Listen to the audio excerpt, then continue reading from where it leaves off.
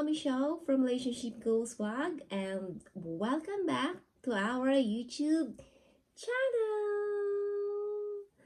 Okay, in today's episode, isi-share ko po sa inyo yung aming experience nung kami ay kumuha ng CRBA ni Baby sa US Embassy Manila, at magbibigay rin ako ng tips para kayo ay makatipid doon sa mga payments ng ating pag-a-apply. Especially yung mga US citizen parents na hindi a-attend sa kanilang appearance sa my US Embassy. So make sure you stay tuned at huwag kang mag-i-skip sa video na to para hindi mo ma-miss yung mga i-share ko na aming experience, at I'm sure na makapagbibigay sa'yo ng konting idea on how we assemble our packet, sharing our experience, and nagbibigay ako ng mga tips. So without further ado, let's get started. And siya nga pala, kung hindi ka pa nakapag-subscribe sa aming channel, make sure you subscribe and itik mo na rin yung notification bell para ma-update ka sa mga new videos na aming i-upload in the future. Sa vlog na to or sa channel na to, nagsishare ako ng mga experience namin sa pag-a-apply ng CRBA, sa aming K1 visa, and lifestyle, yung growing up ng aking child. So, lifestyle, yun yung mga share ko sa vlog na to. So, sana kung napadaan sa'yo ang channel ko, mag-subscribe ka naman para maging miyembro ka ng aming small and growing YouTube family. So, let's get started. So, ang appointment namin, nakakuha kami ng appointment July 19. Actually, matagal ko na dapat i-upload to, kaso lang wala akong time or hindi nagtutugma yung mga time ko. So far, it's already like 10:45.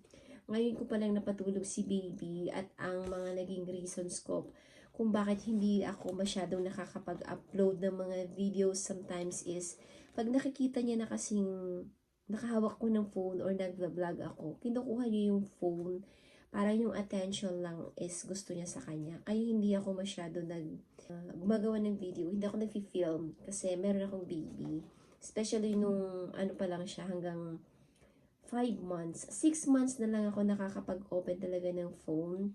Kasi ano na, parang it's time to go back naman sa aking gadgets time, di ba? Kasi kumbaga nakapag-recover na ako sa aking panganganak. Anyway, umpisahan na natin. So, ganito namin siya ikinompile. Ito yung aking packet na dinala doon sa may US Embassy Manila. So, yung aming timeline, share ko na rin sa inyo yung aming timeline. Bali, nag-apply kami, si Hubby, nag-apply siya or nag-create siya ng account sa my travel gob last May pa. Pero, nagbayad lang kami nung May 22. Kasi nga, gusto naming ayusin lahat, kaso lang medyo nahihirapan kami doon sa mga requirements noon. Kasi ang dami nilang hinahanap na aming i-upload. And sometimes, doon sa kanilang website, naghahanap sila ng accurate yung size ng photos, yung mga documents na yung i-upload. Kaya doon nahirapan si Hubby. Hindi naman techie si Hubby. Pero nung natutunan na niya, ayun, dire-diretso na kami. And then guys, make sure pala na i-check ninyo yung inyong mga forms dun sa may DS11 and DS5053. Kasi meron silang expiration. May expiration yung mga form nila. Yung form nila, pag halimbawa yung form is expired na, make sure na you can get the latest. Kasi nag-update sila. Hindi agad-agad sila nag-update. Kaya medyo kami natagalan. Kasi nung nag-file kasi si fiancé ko, nung nag-apply siya is May 4, ganon. Kaso lang nakikita namin noon, yung expired nung form is May 31. So, kaya hindi namin siya naipasa kaagad. Kasi hinintay namin yung form na mag-expire. Kukunin sana namin yung latest, which is June. Kaso lang, nung June na, basta nagbayad na lang si fiancé nung May 2022. Tapos nung June, akala namin mag-update kaagad yung kanilang form. Hindi pala.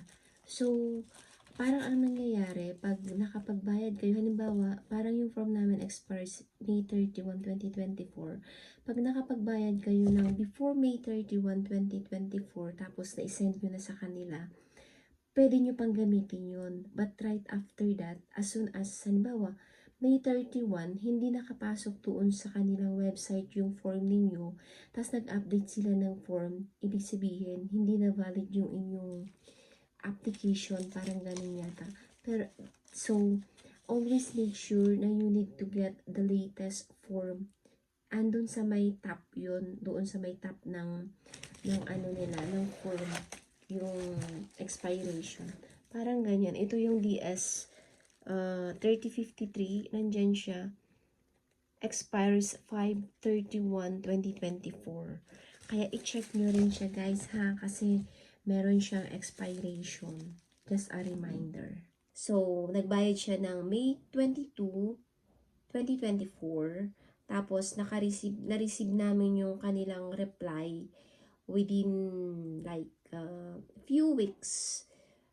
June 2 yata nung naka-receive kami ng reply nila na we can book our appointment na. Kaso lang hindi ko pa siya nabasa kaagad. Nabasa ko na lang siya June 5.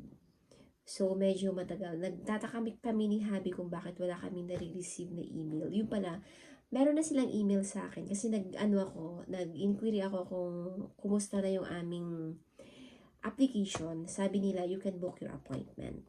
So, ganito na nga guys. Ito yung aming experience or yung timeline namin. So, May 5, doon nagbayad si Habi dito. Tapos, nakakuha na kami ng receipt dito. June 2, na-receive ko yung email pero hindi ko pa siya nababasa. Tapos, nabakasa ko siya June 5. Then, June 5, nag-send ako ng email na sa kanila na on how is our application going on, ganyan-ganyan. Kaso, nagkamali na naman ako ng email na pinagsendan. And then, nag-send ulit ako ng email June 10. Tapos, nag-reply back sila kaagad sa akin na you can book your appointment now at the US Embassy Manila. So, meron silang email na ibinigay sa akin. Kung ito yung mga email, ayan yung email kung saan ka mag-i-inquire. Kung CRBA, kasi meron silang iba't ibang email na ibinibigay. Iba ang email sa may visa, iba ang email sa CRBA, ganon. Pero kung CRBA, dito kayo mag-email. Okay? So, after namin magbayad, nag-apply na ako ng appointment, nag-reply naman sila kaagad sa akin na make sure na bago kayo mag-book ng appointment, na i-upload nyo na yung mga requirements. Noong nakapag-upload na kami, nag-email ulit ako sa kanila na everything is well. So, nag-email ako sa kanila na kung pwede na ako magpa-appointment. Tapos, nag-reply sila sa akin na ang earliest available na is July 19. Kaya, ang nakuha namin, July 19 at 8:30 a.m. So, July 19, nagpunta kami ng embassy, 8:30 a.m. Tapos, ang una namin ginawa is, lumabas ako kasi I'm from Isabela. So, nag-book ako ng hotel para hindi kami masyadong haggard. Malayo kasi yung travel namin, almost 10 hours na bus. July 17 ng gabi, lumawas na kami. July 18, nasa Maynila na kami. So, July 18, nag-rest na kami niyan. Tapos, pumunta pala kami, nung hapon na, pumunta kami ng MOA para magpa-picture, yung 2x2 picture nila, US visa size. Kasi yun ang sabi nila na mas maganda yung quality. Which is, maganda nga talaga. And then, ang panyata nun is like 450 isa. Tatlo kami. Kaya, but it's okay kasi nagamit din naman namin ng aking panganay yung aming picture noong nagpa-interview kami sa may K1 namin. Ito na nga guys, July 19, siyempre, very excited ako na pumunta sa may US Embassy, kinakabahan, ganyan. Pero, hindi naman siya ganun, hindi sila ganun ka-stricto. Mababait yung mga security, sa security pa lang. So, anyway, pumunta kami sa may US Embassy around 7:30 kasi sabi nila at least 1 hour before your interview, nandoon na kayo sa embassy. So, ang aming hotel is doon lang sa may harap ng embassy, sa may Red Planet Hotel. Doon kami nag-hotel. It's a walking distance lang. Tatawid ka lang ng kanilang underpass, overpass, tapos bababa ka ng konti. Doon na yung US Embassy. So, napaka-convenient niya. Kaya gustong-gusto ko mag-stay doon kasi malapit lang siya. So, naglakad na lang kami nung aking cousin, yung kasama ko. Tapos, so 7:30, pumila kami konti. Tapos, tinanong nila kung para saan kami. Doon sa may labas. Tapos, sabi ko, CRBA, anong oras? Sabi ko, 8:30. So, naghintay lang siguro kami ng 5 minutes. Tapos, tinawag na yung mga time ng CRBA. Tapos, nung tinawag na ako, pumasok na kami dun sa may pila. Sinabi lang nila sa akin, pero ang dami ng pila guys, kasi mga ano yata yun, mga tourist visa, K1 visa, BR1, J1, ganun. Pero sa amin CRBA, madali lang. Tapos ang kinuha lang sa akin sa may entrance, dun sa may papasok lang is, yung aking passport, yung ID, tsaka yung confirmation na kami ay may appointment ng CRBA at that time. Tapos, nung pagka-check, tinatanong kung anong door. Hindi ko naman alam kung anong door. Nandun pala sa may confirmation, may nakalagay doon, 4. So, sabi sa akin nung lady guard, sa may 4, so pasok ka dun sa door 4. So, pumasok kami sa may door 4. Tapos, chinek lang din sa akin yung mga gamit namin. So, sa CRBA, pwede magdala ng, hindi kayo pwede magdala ng phone, pero pwede kayo magdala ng, anong tawag dito? Pwede kang magdala ng water, yung food ni baby, tsaka basta yung baby bag, pwede yon. Ang iniwan lang namin sa labas is yung mga gadgets. Meron kaming gadgets, pero pinaiwan sa labas. Tapos, pagpasok namin sa loob, naghintay ulit kami doon sa may, umupo kami doon, naghintay ulit kami ng 10 minutes para tawagin ulit yung mga pangalan namin. Parang 4 kaming magkakasama na 8:30. Tapos nung natawag na yung mga pangalan namin, sinabi nila pasok kayo sa may door 2. Gigising na yata yung anak ko. Tapos pagpasok namin sa door 2, sabi door 2, tapos akit kayo sa may second floor and just stay in front of window 17 to 18 for the pre-screening. Tapos pumunta kami doon, umupo lang kami doon, tapos naghintay na matawag yung mga pangalan namin. May mga nag-ano na doon, may mga nag-i-interview na, may mga nag-screening na. Yun yung mga Filipino consul.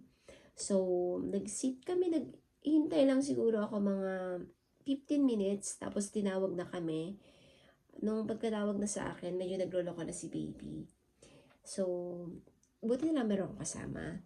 Tapos, ang question lang sa akin doon is, hello ma'am, good morning, ganyan na. Kinakabahan ako guys, pero hindi naman siya ganun kakaba kasi nga, ang inaano ko lang noon, baka ma-denied. Wala palang nade-denied sa CRBA.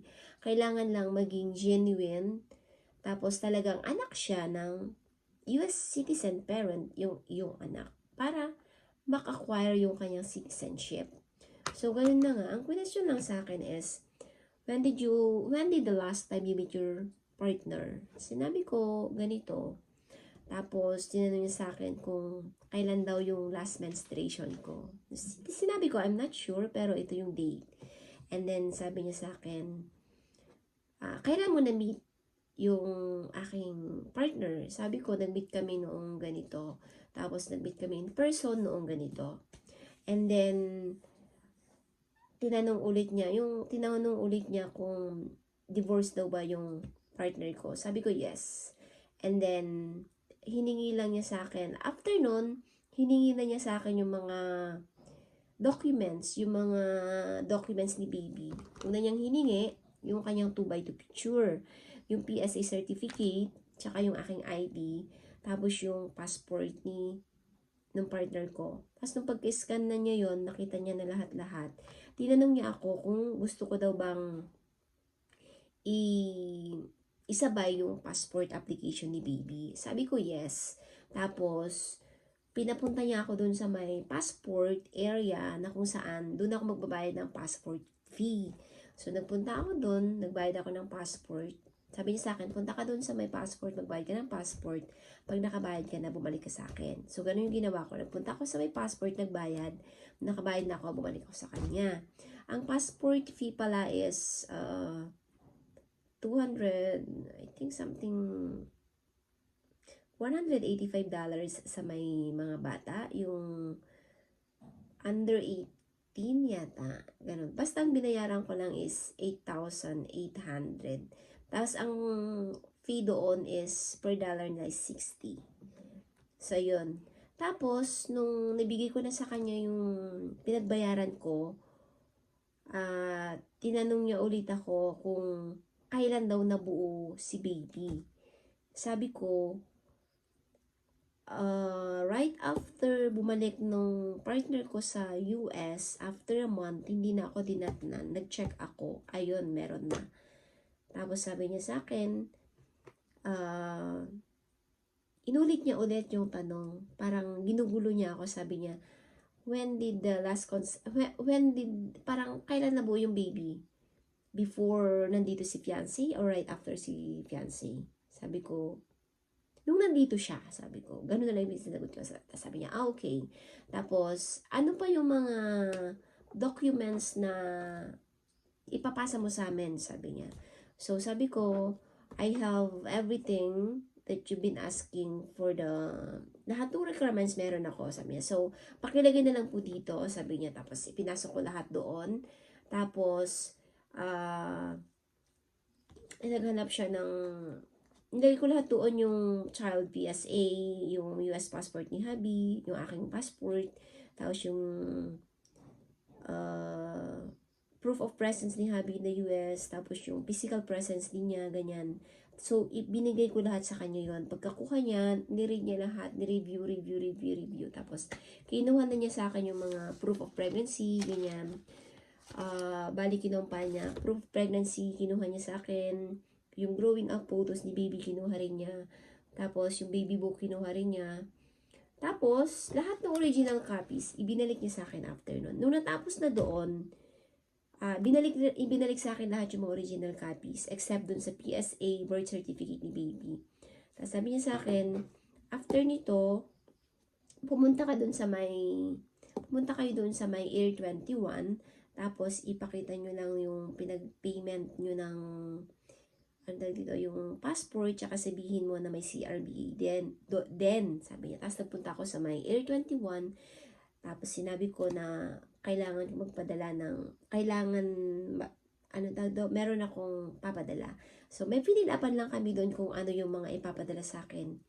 Tapos, nilagay ko lang doon yung CRBA certificate tsaka yung passport. Pagkatapos nun, natapos na ako doon, bumalik ulit ako doon sa window, so may pre-screening. Sabi niya sa akin, pumunta na kayo doon sa may window 19, hintayin nyo lang matawag yung pangalan nyo for the final interview, sabi niya.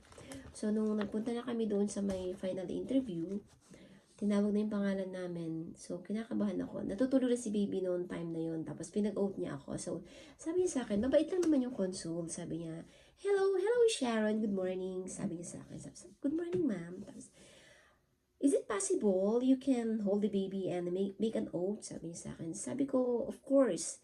And then, but I know that it's hard for you, but if you can just raise your hand. But if you can't, you just say yes or no. And or maybe yes, you can follow me. Sabi niya sa akin. Sabi ko, I can, ma'am. And then, hinold ko si baby. Ganyan. So this is normal actually. Ganyan siya na kinakausap niya ako. Ang cool niya. Tapos, pinag-oath lang niya ako. Now, after ko mag-oath, tapos tinanong niya na ako kung saan kami nag-meet ni fiancé ko. Sabi ko, we met online on a dating site. So, when? Sabi niya sa akin. So, sinabi ko yung date. Tapos, when is the first time you met him? So, sinabi ko rin siya kung kailan kami nag-meet ni fiancé, yung date. So, when was the last time? Ito. And then, sabi niya, meron ba si fiancé mo dito nung nanganak ka? Sabi ko, wala po kasi may work. And then, sabi niya sa akin na, can you show me the baby? Tapos natutulog kasi si baby ko. Tapos yung ginanong ko lang siya. Tapos, wow, she's so cute! Sabi lang niya sa akin. And then, she looks like her father. And I said, yes, she's definitely likes her father. And then, after niya siguro makilatis kung Pinoy ay kung American ba yung tatay niya. Sabi niya, okay, that's good. So, congratulations. Sabi, you get a nice baby. And then, ini-review na ulit niya yung mga papeles namin, ay yung mga nandun sa computer, and sabi lang niya sa akin, well, for me, it looks good, like it's all good to go, so, parang, okay, so this is it, congratulations, you passed the CRBA, and then you're going to get your passport, sabi lang niya sa akin, and then, ang sinabi lang niya sa akin is, extend my congratulate to Andrew and tell Andrew that thank you for making our work easier kasi pinilapan kasi lahat ni Habi yung aking mga papeles. Actually, lahat ng papers ko na dinala ko doon sa may US Embassy, galing lahat sa States. So, si Habi lahat ang nag-print, ako lang ang nag-layout sa mga papers, especially yung mga proof of pregnancies, ganyan. Lahat ng galing sa States. Kasi siya rin lang na magpapadala ako ng mga documents dyan. Sabi niya, why not, pag-isahin na natin. So, pinadala lang niya sa akin through DHL, which is very expensive, but it's worth it kasi lahat naman ng mga pinadala niya, importante talaga.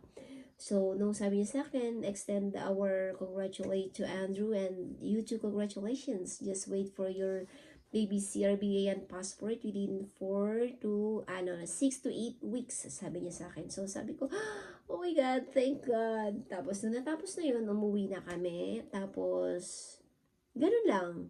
So, ayun yung aking naging experience. Mababait sila.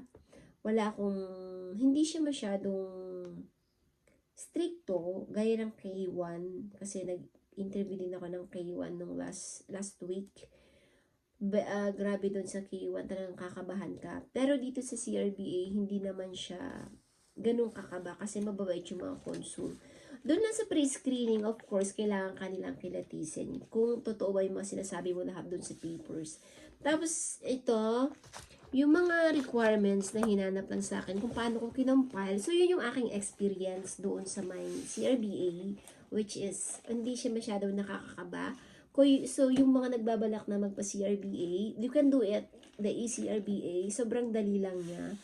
And dito, i-share ko din sa inyo kung paano ko ikinompile. Hindi ko alam, na-share ko doon sa unang video ko, pero hindi ko na-share yung actual compilation namin ng aking packet. Ito na mismo yung packet na dinala ko. Ganito yung ginamit ko kasi mas, komportable. Tapos nilagay ko lang siya sa my folder.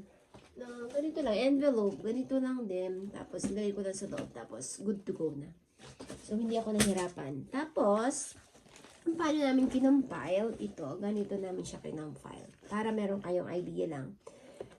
Ito yung aking front page. Naglagay ako ng front page niya na para nga ito kay baby. Para naman meron akong konting remembrance na rin in the future pag laki ni baby, pag nakita niyo to.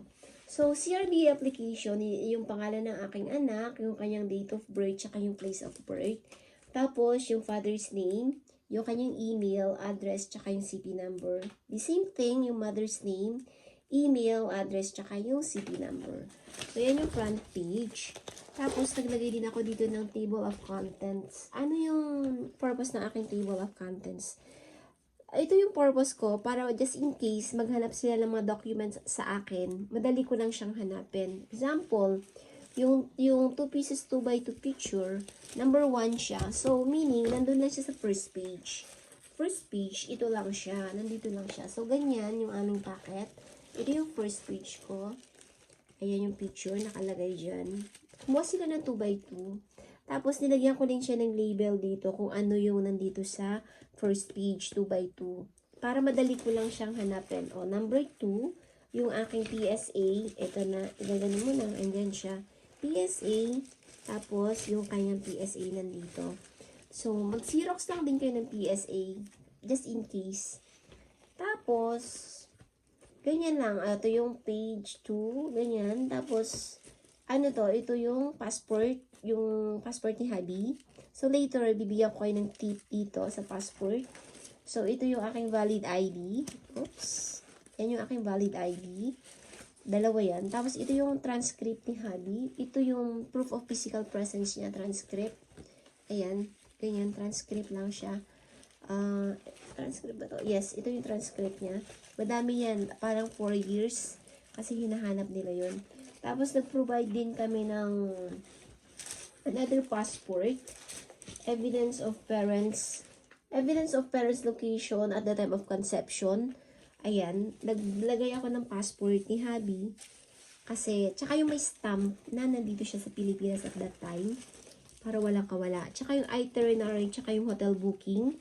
Tapos, ito na yung evidence of mother's pregnancy. So, naglagay din ako ng table of contents dun sa my mothers of pregnancy. So, inilagay ko dyan yung pregnancy pictures para madali lang din hanapin pag naghanap sila, di ba? So, pregnancy pictures, pregnancy book, ultrasound, medical laboratory, medical certificate, prenatal check-up, hospital record, and the baby book or the immunization record. So, yan yung nandyan. Tapos, pag ano mo na, nandito lahat. So, bali sila na nag-compile. So, ganito yung ginawa ko lang sa aking ito. Ayan yung aking pregnancy journey. Konti lang yung kinuha ko. Parang every month lang nung nagpapa-check up. Tapos yung every month lang na meron akong, yung paglaki lang nung tiyan. Tapos ito yung ultrasound. Lahat ng ultrasound ko, sinirox ko siya. So, sila na mismo nag-compile nito. Binigay ko to sa kanila. Tapos, kinompile na nila. Sila nag-stapler. Tapos, binalik sa akin. Ayan. So, ultrasound. Ito yung, ganyan. Ito yung laboratory. So, ganun lang guys. Madali lang naman. Laboratory. Medical certificate, meron din. Kung meron kayong medical certificate, then maglagay kayo. Tapos, original, yung prenatal check-up. Ito yung prenatal check-up. Yung nag-check up kayo yung mga reseta ng doktor, ng OB. So, yan. Tapos, yung hospital bill. Importante yung hospital bill. Kasi, dyan nila makikita talaga na kayo ay nanganak. So, ayan yung aking pregnancy photos. Tapos, yung growing up photos ni baby. Hinanap din nila yan. Growing up photos. Tapos, ito yung photos of relationship namin ni Hadi. Ganyan lang. Mag-collage lang kayo ng mga photos ninyo ng yung partner. Sa akin kasi ongoing yung K1 visa namin. Kaya yung ginamit ko doon sa K1, yun na lang yung kinuha ko dito. Tinanggal ko lang yung kanyang yung mga titles, yung mga captions. So, yung growing up photos ni baby, every month mula pagka manganak galing sa recovery room hanggang pagka first day, second day, first month, second month, hanggang fourth month, meron siyang picture. Dala-dalawa lang. Huwag masyadong marami kasi ang hirap naman pag marami. Hindi naman na nila titignan. Titignan lang nila yung iba, pero yung iba hindi na. Kasi, parang titignan lang nila talaga kung totoong nagbuntis ka or siya yung anak mo, ganyan. Tapos yung employment record, yun din yung parang legitimation of evidence ng physical presence ng iyong partner. So, nag-provide kami doon, pero hindi na nila hinanap.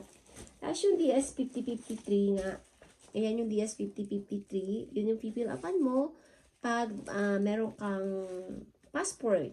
And then, yung divorce decree, nandito rin yung divorce decree. So, hindi nila kinakailangan dito ng original. Yung lang kailangan nila dito, yung Xerox copy na binigay ko. Tapos yung DS11. Yung DS11 is yung application of passport. Yung DS5053 pala kanina is yun yung parang support.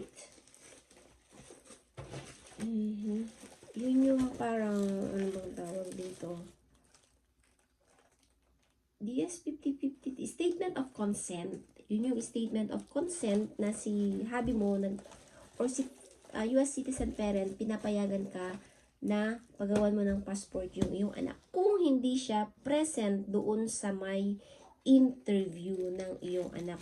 So, ganun namin i-compile. Ganun yun lang din i-compile para hindi masyadong maraming dala-dala at hindi masyadong maraming buhat. Meron ako nakasabayan dun, ang dami niyang buhat. Parang isang bag, tapos yung malalaking folder.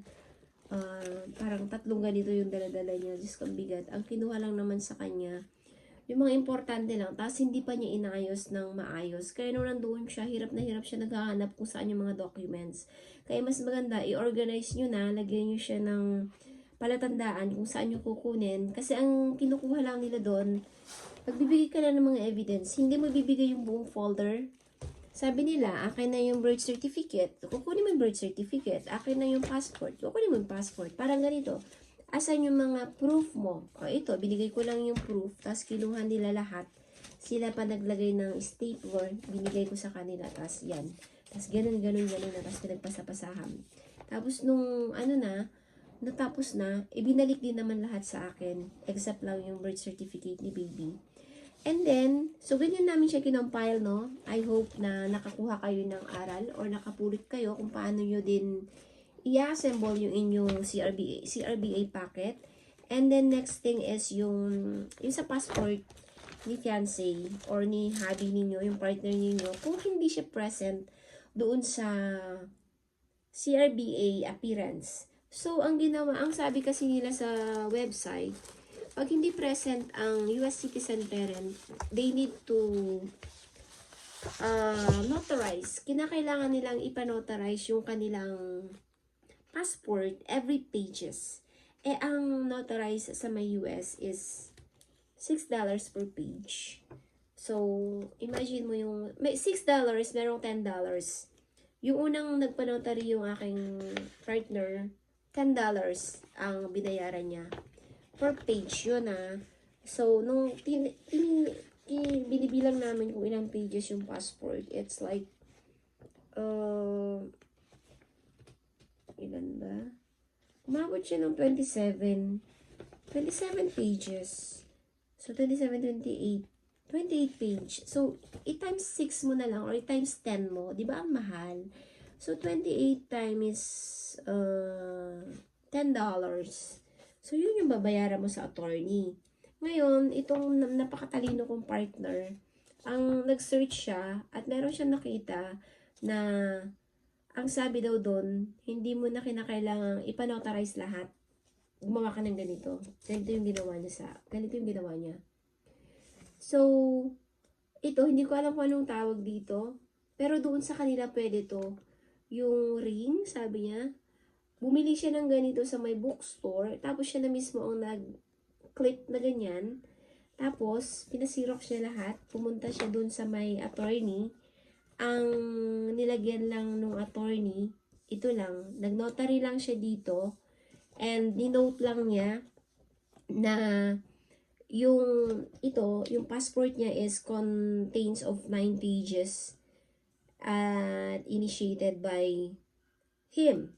But this is not only 9 pages. This is 9 pages kasama na yung, kasi pinagsama-sama niya. Isa, dalawa. Noong una, ganun yung ginawa namin. Isa, dalawa, 3, 4, 5, 6. Ang dami sanang notary. Kaya lang, na-discover namin to. Kaya ang binayaran lang namin dito is only $6. So, yun yung isang tips na gagawin ninyo guys. Kung kayo kung yung partner ay hindi makaka-attend sa CRBA appearance ng inyong anak. Kasi, kinakailangan nila ng passport. Kinakailangan talaga nila na may notary yung passport ng inyong partner. So, kung gusto nyo makatipid, ganun ang gawin ninyo. Bumili kayo ng ganyan. Sa may bookstore lang yan binibili, tapos kayo na magdikit na ganyan. Tapos, sabihin nyo lang doon sa may attorney, magpapanotary kayo at alam na yan ng attorney. Kasi yung attorney din mismo nagturo sa aking fiancé nito. So, yan. Imagine kung magkano yung natipid namin. So, ito. Yan yung isang tips na gagawin ninyo. And, isa pang tip is make sure na lahat ng informations is true and correct. And, pag tinatanong kayo ng consume, parang nagro-roll over yung aking anak. Mahuhulog. So, ganun lang guys. Eye-to-eye contact. Tapos, huwag kayo magsisinungaling. Sasabihin nyo lang yung totoo. Madali lang naman. Hindi naman kayo wala namang masamang mangyayari. So far, naging successful naman yung aming CRBA doon sa mga documents na dinala namin, na shinare ko sa inyo. Yun lang yung ginamit namin and lahat naging successful. Na-approve kami kaagad. Nakuha ko na yung passport. Ni baby. Ang wala na lang sa amin is yung CRBA certificate. So, hanggang dito na lamang yung aking video for tonight kasi kailangan ng So, maraming salamat sa lahat na sumusuporta. And I hope, nagising na siya. I hope na meron kayo natutunan sa aking video and hope to see you again on our next vlog. See you again, guys. God bless.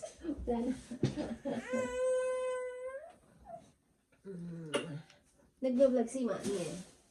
So, good night to the vlog.